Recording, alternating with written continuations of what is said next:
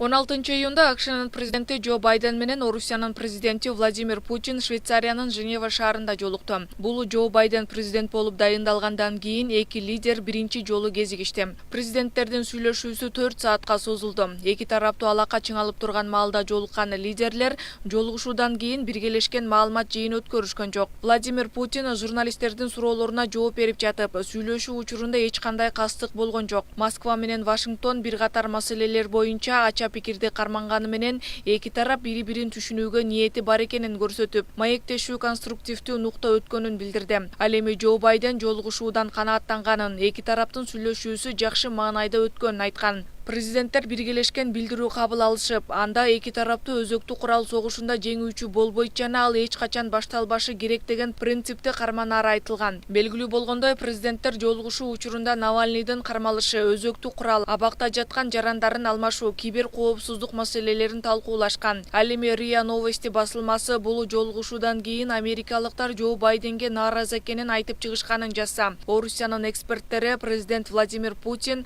Джо Байден менен болгон сүйлөшүүдө жеңишке жеткенин билдиришкен.